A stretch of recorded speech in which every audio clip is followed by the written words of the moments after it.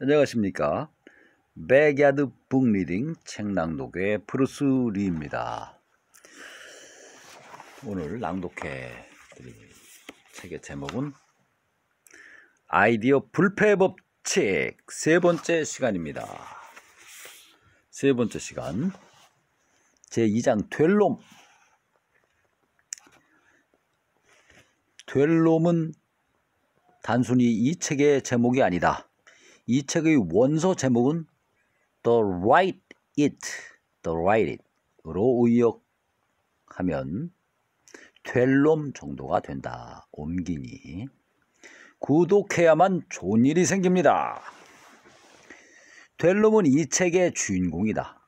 시장 실패 법칙을 이기는 데 필요한 것이고 실제로 시장 실패 법칙을 깰 수 있는 유일한 것이다. 그러니 먼저 될 놈이 무슨 뜻인지부터 명확히 하고 넘어가자. 내가 될 놈이라고 명명한 단어의 정의를 내리면 다음과 같다. 와우, 기대됩니다. 될 놈은 유능하게 실행할 경우 시장에서 성공할 신제품 아이디어다. 그렇습니다. 성공할 신제품 아이디어. 실행할 경우에 그것도 유능하게 실행할 경우에 시장에서 성공할 신제품 아이디어 기억하시기 바랍니다. 비즈니스에서 좋은 아이디어, 나쁜 아이디어는 없다. 그저 시장에서 성공하는 아이디어와 실패하는 아이디어가 있을 뿐이다. 어서 많이 들어본 소리 같습니다. 자, 사람의 생각하고도 비슷하군요. 뭐 좋은 생각, 나쁜 생각, 뛰어난 생각, 아니면 그렇지 않은 생각, 뭐 이런 것이 있는 것이 아니고 자기 자신의 생각이 있을 뿐이죠. 그 다양한 생각들을 토론할 때 다 인정하고 받아들이는 태도가 중요하듯이 여기서도 마찬가지로 그저 시장이라는 그 환경에서 성공하는 아이디어가 있는가 하면은 혹은 실패하는 아이디어가 있을 뿐이다. 팩트가 그렇군요. 팩트. 앞서 보았던 것처럼 대부분의 아이디어는 실패한다. 유능하게 실행하더라도 마찬가지다. 왜 그럴까요? 다양한 그 조건들이 있죠. 하나에서 5가지, 5가지에서 10가지의 조건 하나라도 실패하면 아이디어는 실패하게 되는 거죠. 곱하기로 나가기 때문에. 수많은 숫자를 곱해도 곱하기 제로가 하나만 들어가면 그 많은 숫자가 제로로 돌아가게 되죠. 제로로. 영어에서는 제로라고 그럽니다. 제로를. 자, 본론으로 들어가서 시장에서 성공하는 몇 안 되는 아이디어에는 공통점이 있는데 바로 처음부터 될 놈이라는 점이다. 처음부터 될 놈이라는 점이다.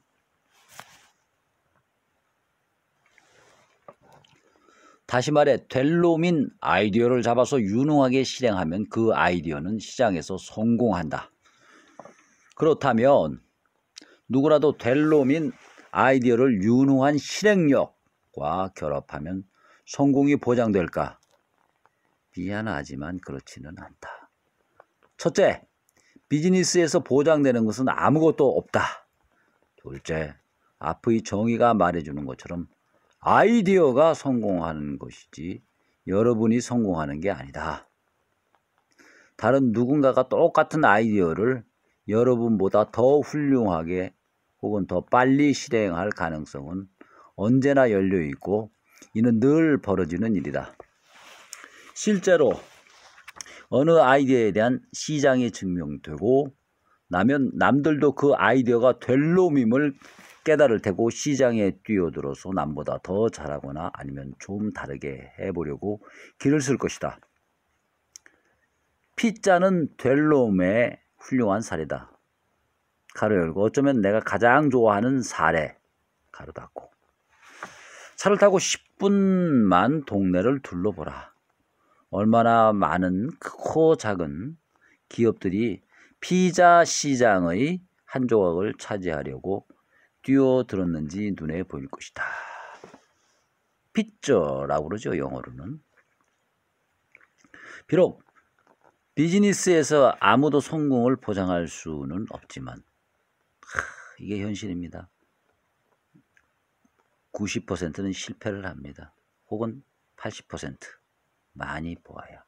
될 놈에 해당하는 아이디어를 가지고 작업한다면 성공 확률은 극적으로 높아질 것이다.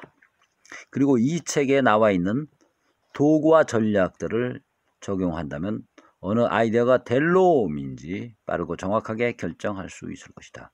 그렇다 해도 여러분의 실행이 어설프거나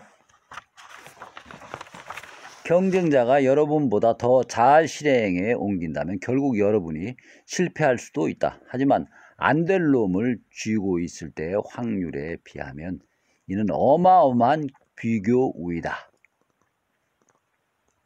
말이 나왔으니 말인데 안 될 놈을 한번 보고 가자. 될 놈은 무슨 뜻이라고 그랬습니까? 앞에서 될 놈. 될 놈이라는 것은 될 놈은 유능하게 실행할 경우에 시장에서 성공할 신제품 아이디어, 성공할 수 있는 신제품 아이디어, 성공 못하는 신제품 아이디어는 안 될 놈, 이렇게 정의할 수 있겠습니다. 이 책에 따르면 자, 안 될 놈, the wrong it. 안 될 놈은 될 놈의 사악한 쌍둥이이다. 나는 안 될 놈을 다음과 같이 정의한다. 안 될 놈은 유능하게 실행해도 시장에서 실패할 신제품 아이디어다. 아무리 유능하게 실행을 해도 시장에서는 실패할 수밖에 없는 신제품 아이디어다. 뭐 책도 마찬가지겠죠. 책도 뭐 그런 얘기입니다. 자, 생각랜드 라는 꼭지 제목이 있습니다.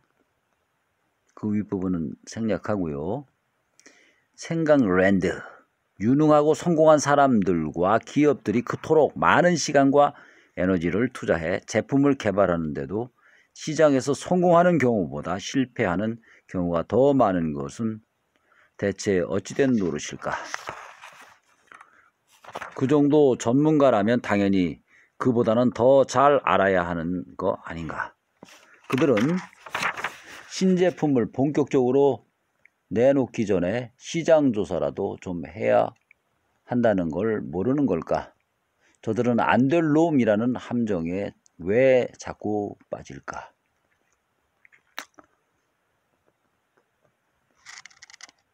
뭐 이런저런 이유가 있겠습니다만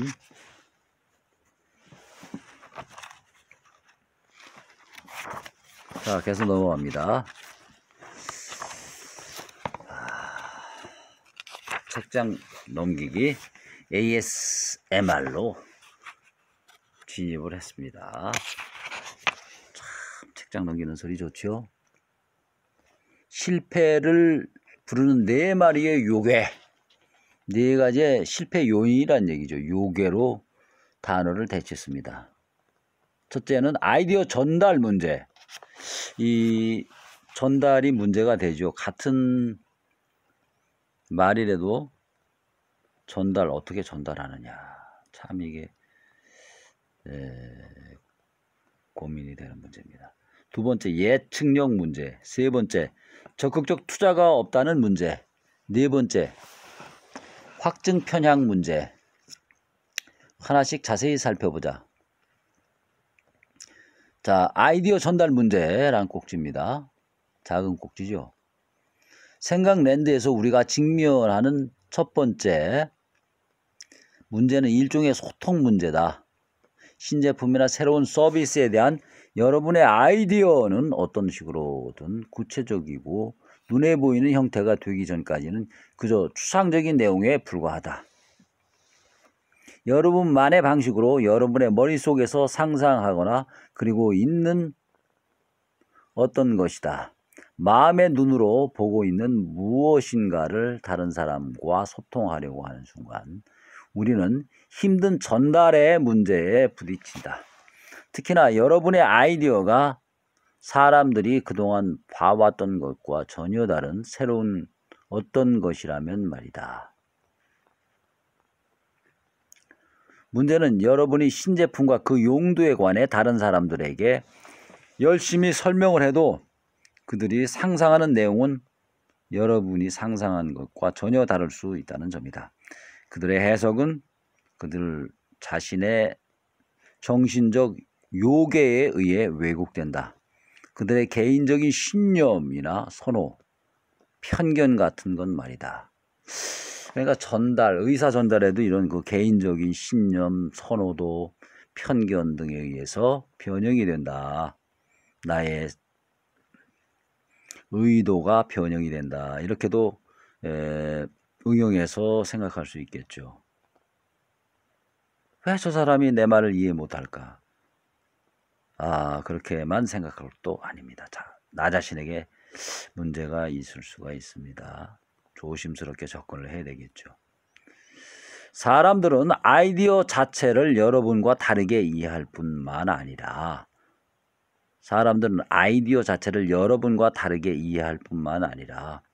아이디어를 평가할 때도 본인의 독특한 세계관이라는 맥락 내에서 판단한다.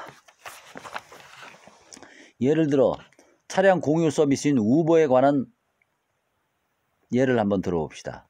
이 우버에 관해 처음 들었을 때 나는 이 서비스가 성공할 가능성이 아주 낮다고 생각했다. 내 머릿속에서는 우버라는 아이디어를 다음과 같이 생각하고 판단했다. 낯선 사람이 또 낯선 사람의 차를 탄다고? 허허.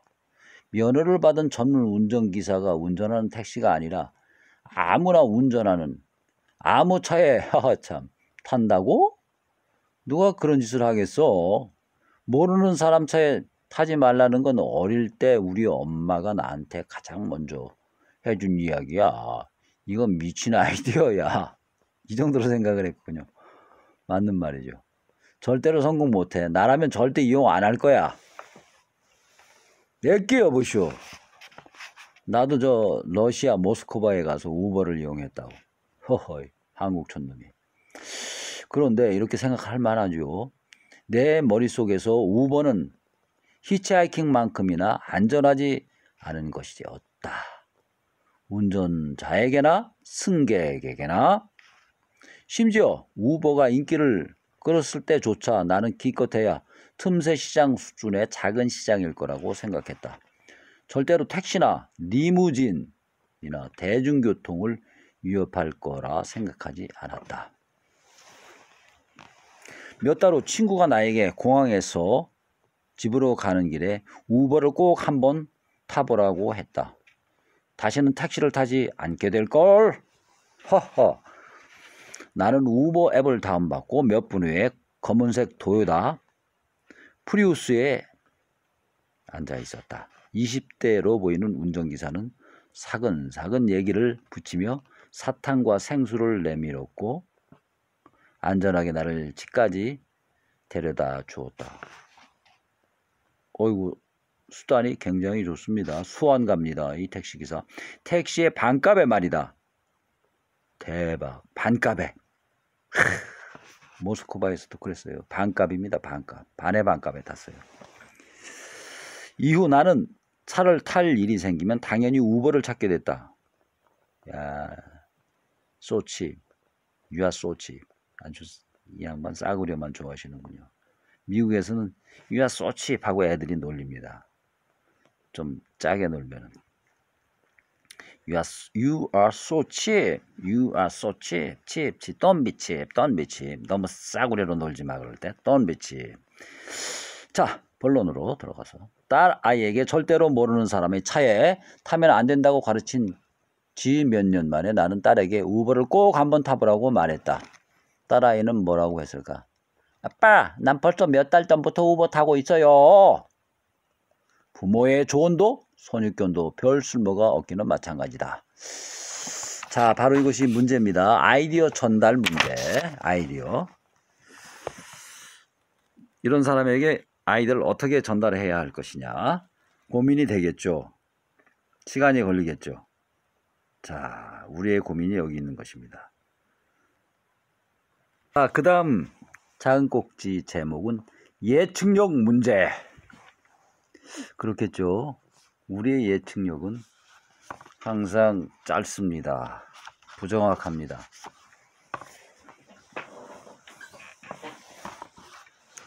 이 제품이 잘 팔릴 것이냐 안 팔릴 것이냐, 이 책이 잘 팔릴 것이냐 안 팔릴 것이냐에서부터 정확한 그 시장 예측까지 세계 경제, 국내 경제 여건까지 예측하는 데는 미흡합니다. 자, 어떤 내용이 나올까요? 궁금해집니다. 본론으로 들어가서 용케도 전달 문제에 방해를 받지 않아 여러분의 아이디어를 크게 왜곡되지 않은 상태로 소통하는 데 성공했다고 치자. 그래. 우리에게는 또 다른 심각한 문제가 기다리고 있다.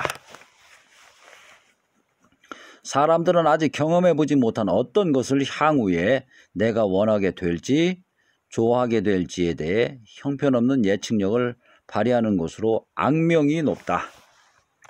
앞으로 그것을 어떤 식으로 얼마나 자주 이용할지에 대해서도 마찬가지다. 내가 초밥에 관해 처음 들은 것은 아직 이탈리아에 살고 있던 10대 시절이었다. 친구 하나가 일본에 다녀왔는데 날것의 참치와 연어, 장어, 심지어 새우 요리에 관해 자세히 들려주었다. 나는 친구가 나를 놀리는 줄 알았다. 생선을 익히지 않고 먹는다는 게 역겨운 아이디어로 들렸기 때문이다. 하지만 지금은 없어서 못 먹을 만큼 초밥을 좋아하게 됐고 최소한 일주일에 한 번은 먹고 있다. 허허, 나보다 더 자주 먹습니다. 동유럽, 우크라이나, 러시아에 가면 초밥집이 아주 그냥 대인기를 끌고 있습니다. 문전성시를 이루죠. 뭐 골목마다 있어요. 다시 우버 이야기로 돌아가 보자. 이 사례는 또 다른 예측력의 문제를 보여준다. 예측을 잘 못한다, 이런 얘기죠. 나는 결국 택시 운전기사도 리무진 운전기사도 아닌 낯선 사람이 운전하는 차에 탄다는 아이디어를 받아들이게 됐다. 하지만 처음에는 이 서비스를 택시나 리무진을 이용하는 것과 똑같은 방식으로 이용하게 될 줄로만 알았다. 몇 주에 한 번 정도 말이다. 하지만 이는 틀린 예측이었다. 완전히 어긋났다. 지금 나는 여태 택시를 이용하는 것보다 서너 배는 자주 우버를 이용하고 있다. 또 하나, 내가 예측하지 못한 결과가 있다. 딸아이는 자기 차를 소유하는 것보다 아예 항상 우버를 사용하는 편이 더 편하고 비용 효율적일지 모른다는 생각을 했다. 샌프란시스코의 교통지옥과 주차난을 고려한 결과였다. 생각랜드, 딸아이는 생각랜드에 기초한 그 시나리오를 확인해 보려고 6개월간 테스트를 했다. 과연 자신의 차를 소유하지 못해 아쉬워지는지, 만약 그렇다면 그 아쉬움은 어느 정도인지, 또 자가용 소유에 따르는 비용, 보험료, 유지관리 비용, 유류비에 비해 우버의 이용 비용은 얼마나 되는지 살펴보았다. 그 후에 결정한 것이로군요. 다음 작은 꼭지 제목은 적극적 투자가 없다는 문제. 적극적 투자, skin in the game. 적극적 투자라는 개념은 이 책의 중심 콘셉트이므로 앞으로 몇 번이고 다시 보게 될 것이다. 이 표현이 익숙하지 않은 사람들을 위해 설명하면 적극적 투자란 결과에 분명한 이해관계를 갖는다는 뜻이다. 이게 중요합니다. 즉 결과에 따라 무언가를 잃게 되거나 얻게 된다는 뜻이다. 자, 조언을 구할 때 제3자가 조언을 해줄 수가 있죠. 친구가. 하지만은 잃을 것도 없고 얻을 것도 없는 경우에는 뭐 쉽게 조언을 할 수 있겠죠. 이런 조언들은 영양가가 없다라는 것입니다. 그런 것으로 추정이 됩니다. 궁금하다면 책을 구매해서 직접 읽어보시기 바랍니다. 다음 꼭지, 작은 꼭지 제목은 확증 편향 문제입니다. 앞서 말한 세 가지 문제는 수집한 정보의 유효성에 대한 것이다. 하지만 이 마지막 문제는 수집한 정보를 해석하는 것과 관련된다. 확증 편향, confirmation bias, 편견이죠. 확증 편향이란 나의 기존 신념이나 이론과 일치하는 증거를 찾아다니는 반면 그와 상반되는 증거는 모두 회피하고 무시하려는 우리의 경향을 일컬는다. 우리의 경향, 아주 인간적인 거죠. 다시 말해 우리는 정보를 수집할 객관적인 방법을 찾아보지 않을 뿐만 아니라 찾아낸 정보조차 객관적으로 바라보지 못한다. 우리는 자신이 믿고 있는 것을 그대로 인정해 주는 데이터를 선택하고 거기에 더욱 비중을 두며 내 생각과 상반되는 데이터는 무시해 버린다. 예컨대 미국의 보수주의자들은 보수주의 뉴스 채널만 팔로우하고 진보주의자들은 진보주의 채널 뉴스만 팔로우하는 것도 같은 이유에서다. 보고 싶은 것만 본다는 얘기죠. 듣고 싶은 것만 듣고. 이게 바로 확증 편향 문제. 이 문제로 인해서 우리가 사업의 성공을 거두지 못한다 라는 의미로 풀이됩니다. 자, 그 다음 작은 꼭지 제목은 작은 요괴들이 힘을 합치면 이 네 가지의 기초적인 문제들이 문제가 되면은 우리들을 실패로 이끌 수 있지만은 이것들이 서로 결합하면 다음과 같은 일들이 또 벌어집니다. 기대됩니다. 어떤 일이 벌어질까요? 먼저 최초의 아이디어는 전달 과정에서 한번 왜곡된다. 그 왜곡된 아이디어를 사람들은 각자의 독특한 경험과 편향을 통해서 들여다보고 판단한다. 그 다음 적극적으로 투자한 게 아무것도 없는 사람들이 의견을 내놓는다. 오합지졸들이 의견을 내놓는다는 얘기입니다. 마지막으로 왜곡된 아이디어에 대한 편향된 판단에서 나온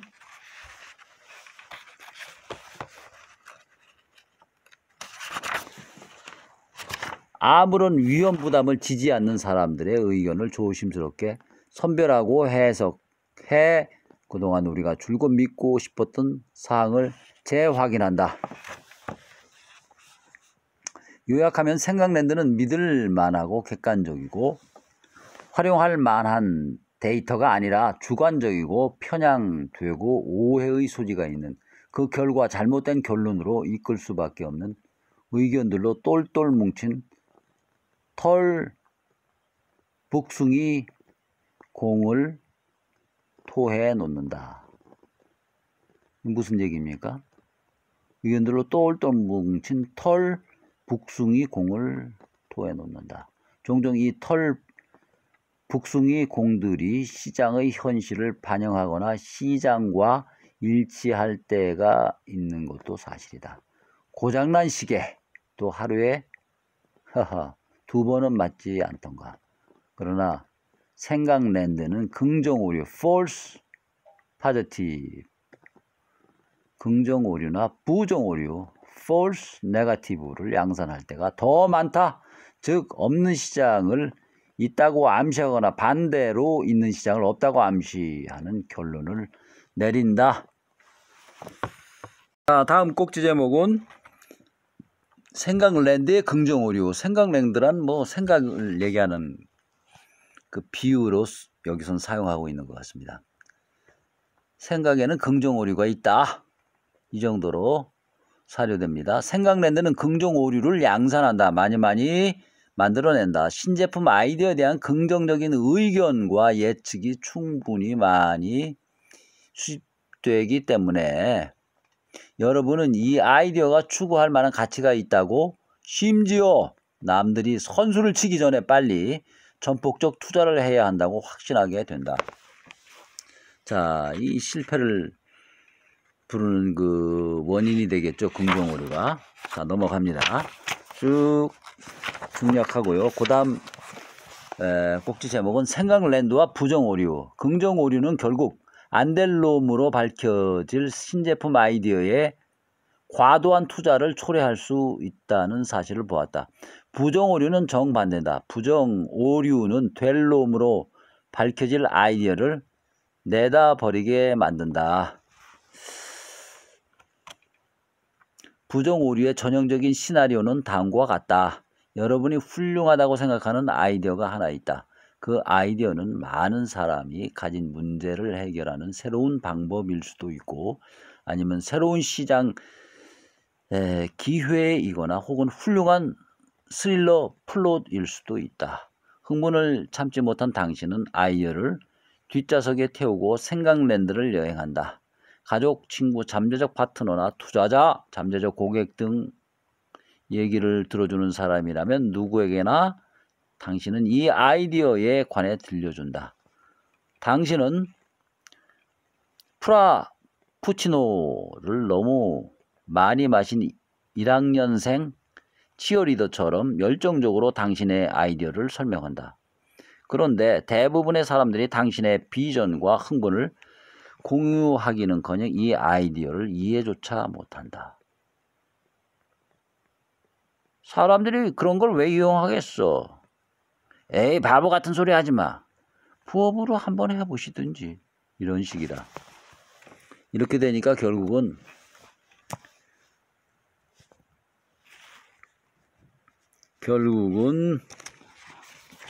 부정 오류에 빠지게 된다 하는 내용이 뒤에 나올 것 같습니다. 궁금하다면 직접 읽어보세요. 그럼 생각랜드에서 탈출하기 꼭지입니다. 시장 실패의 법칙과 생각랜드가 결합하게 되면 여러분은 다음과 같은 두 가지 시나리오 중 하나의 희생양이 될 가능성이 크다.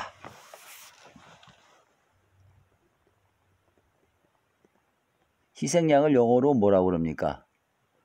고트죠. 스케이프고트. 아마 이 정도 될 것 같습니다. 한번 찾아보십시오. 시장 실패의 법칙을 무시하고 생각랜드에서 나온 긍정 오류 반응을 결합해 안 될 놈, 즉 실패하게 되어 있는 아이디어에 과잉 투자를 한다. 너무 긍정적으로 생각하면 이렇게 된다. 과잉 투자할 수가 있다. 또 하나는 실패에 대한 두려움과 생각랜드에서 나온 부정 오류의 피드백을 결합해 잠재적 될 놈이었던 아이디어를 계속 추진하지 못한다. 유능하게 실행했다면 분명히 성공할 아이디어였는데 말이다. 그러니까 이제 뒤집어서 생각해 볼 필요가 있겠죠. 긍정 오류였던 것도 뒤집어서, 부정 오류를 한번 뒤집어서 생각을 해보고, 부정 오류의 피드백을 받은 것을 한번 뒤집어서 긍정적으로 생각해 볼 필요가 있겠죠. 그러면은 좀 더 좋은 사업 아이디어를 찾을 수 있는 길이 열릴 수도 있을 것입니다. 자, 제3장 꼭지 제목은 생각은 접어두고 데이터를 모으라. 이렇게 생각만 하면 오류가 심하니까 데이터가 중요하다. 그런 것이 나오고요. 쓸모있는 데이터를 수집하는 방법 2부, 사고, 도구 뭐 이렇게 쭉 나옵니다. 이것은 다음 시간에 낭독하도록 하겠습니다. 감사합니다. 구독해야만 좋은 일이 생깁니다.